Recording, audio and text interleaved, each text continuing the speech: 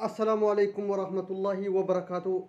Kabajamtootaaf jaallatamtoota hordoftoota yuutuubii Abdusseedhaa hundi keessanuu baga nagaan aftatanii baga nagaan jiraattanii odeeffannoo ho'aadhaan isin qaqqabaa jirra.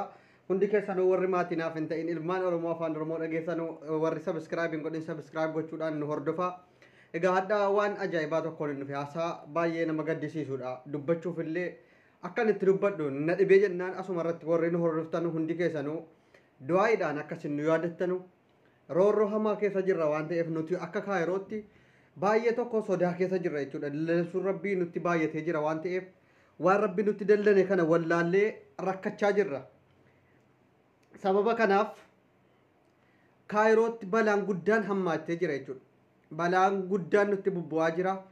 Kanaafuyyuu bareechaatii du'aayi nuuf godhaa warri bakkee teessanii nutti kolfitan wanti kun waan kolfaati miti bor isin qaqqabuu danda'a jechuudha. Waan bor isinirra ga'u du'aayi walii kadhachuudhaan yaa rabbi wanta kana uummata kaayirootiif birmadhu jedhanii du'aayi walii kadhachuutuyyuu obbolummaa argisiisa malee bakkee ta'anii qoosaadhaan akka adda addaatiin walirratti qoosuun kun sirrii mitiin jedheetanii yaada.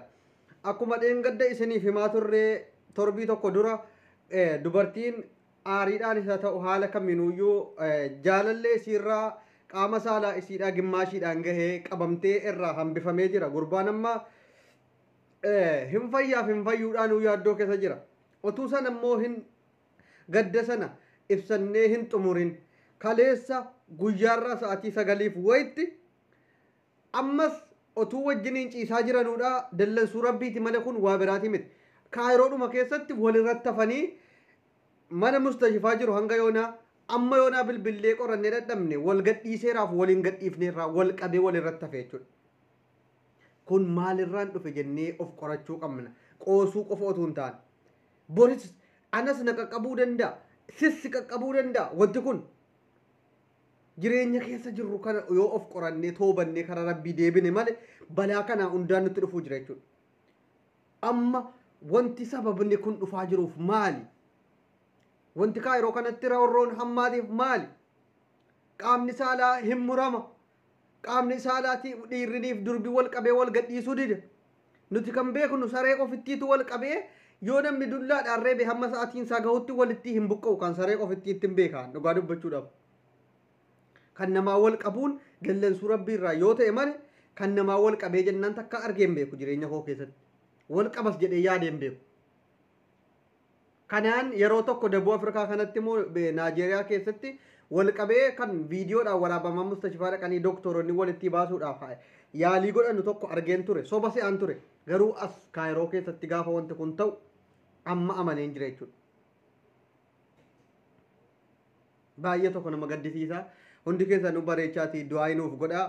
Du'aayi nuuf gochuu qabdu bareechitanii isiniin jedhaa. Ajandaa adda addaa fuutanii feesbuukii irra fiiskuudhaan ajandaa gootanii namarratti hin wacina. Namatti wacitanii hamilee nama hin tuqina. Sodaa hamaa keessa jirra waan ta'eedhaaf nuti. Sodaa hamaa keessa jirra dhugaa dubbachuudhaaf akka kan kootitti warri kaan natti farriftu. Abdusseen maal isin godhee jennaan Abdussee irraa murame Abdusseetti murama jettanii natti farriftu. Tiiktookii irra yoo naqe feesbuukii irra yoo naqe Abdussee qunxurroon kan kee hafeeraa jettanii ana irratti farrisuun kun maaliif barbaachise? Anatti yoo murame hin gammaddanii?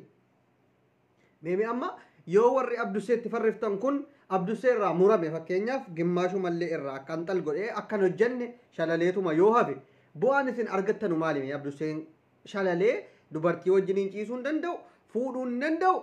Dubartii otuu amma fakkeenyaaf rabbiin hin taasisinii ankoo namni narraa muruu dhiisiiti uumamumaan shalalaa wahii yookiin waa tokko hin hojjetu ta'e ala xuulii fooqii sagalirraa gadi ilaaleetaniin xap lafatee maaliifan jiraadha?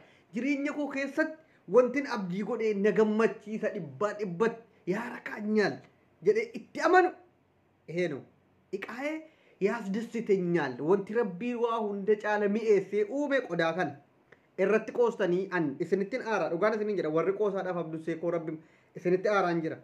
Hin qoosinaa qodaa kan kootti an qoosaasaa maquma intiniidhaan hin cituu dhiisiiti maqaa cii jecha jedhu ittiin akkasiin qoostan hin barbaadu qodaa kan kootti. An sanan qabeenya miiliyoona meeqa daraddaramee Abdussee birrii miiliyoona meeqa fudhattee qodaan kan kee shalalafamee jennaa yookiin akka nu hojjenne godhamennaan taa'uusii wayyamoo qodaan kan keessii hojjetee rakkatteetuma tattaafattee qodaa kan keetiin of gammachiisaa firii taate jiraachuu yoonaan jedhan addunyaa kanarraa biiliyoonni meeqa na bira tuulame doolaarri qodaan kan koo naganaa ta'uun barbaadan doolaara sanan barbaadu warri natti farriftanii abdusseerraa murame abdusseerraa kana ta'e jettanii farriftanu qoosaadhaaf qubna gara adda baasaatii bara namarratti an gatiin hin aarredhaaf gatii keessa koo beektanuudhaaf gatiina wajjin yeroo hunda wajjiniin qoosnee wajjin taphannuuf warri dhuftanii keessaan illee na gaafattanu amma booda bulookii qofa falli jiru. Ankoo isinitti meera yoomuu hin muramus akka karameellaatti xuuxattee jechuudha maal godha hin beeytanu shamarri faranjiidha akka karameellaatti akka aayiskiriimiitti karaa irratti akkana xuuxataa deemti. Isin billaadhaan namatti muruuf namatti farreftanii tiiktookii keessa qabsoon keenya dhaabbachuun qabu qabsoon keenya galma gaha walii galleetiyyuu kaala yoo keenya galmaan gahannaa maal jechuudha. Amma yoo abdusee irraa murte maal irraa argatta abdusee shalalchitee akka inni lammuu gammadeen jiraanne akkana of ajjeesu gochuu mala. Yaa shamarran keenya wanti isinii dhaamu yoo hammam aartanii jaarsa keessanii wal loltanii isin irratti sharmute sirraa dhiisii irraa deemi yookiin isaan deemi narraa jedhin malee qodaa isaatti hin bu'in. Namni tokko kan inni jireenya addunyaa kanarra jiraatuuf qodaa isaa sana. Atis otuu qodaa kan keessan asirraa ashaganii yookiin haamtuudhaan duuchanii akka inni eddee fincaanii qofitti malee akka ittiin hin gammanne godhame ala xuulii fooqii sagalirraa xop jettee of ajjeefta. Dhugaan jirtu kana fooqii sagalirraa xap jettee of ajjeefta. Maaliif beektaa? Fooqii sagalirraa wanti of ajjeeftuuf jireenya addunyaa kanarra gammachuun ilma namaadhaa kan inni hidhame daabboodhaa fi wanta sanarratti jechuudha. Daabboon kan kee gammachuu keenya. Nuufis qodaan keenya gammachuu keenya.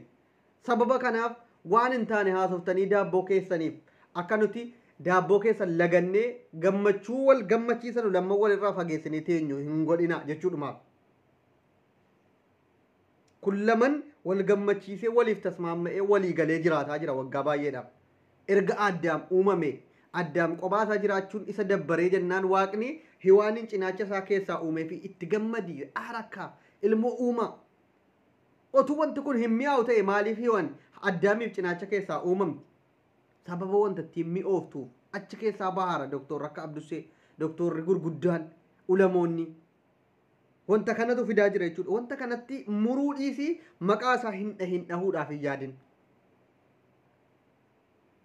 Kanaafuu yaa obboleewwan kan koo bareechaa du'aa nuuf godhaa kaayirootti illee wanti kaleessa wal qabe sun ammas qorannee booda isiniif dhiyeessina wal gadhiiseeraaf waliin gadhiisnee isaa qorannee isiniif dhiyeessina yoo wal gadhiiseera ta'e oduu gammachiisaadha jennee isiniif finna waliin gadhiisne taanaanis rabbiin wal gadhiisiisu jedhaati du'aa godhaa fi isinin jaalladha warri natti farreeftan immoo anqaldii qodaa kan kooti hin qoosu nagaan turaa laayikii godhaa galatooma.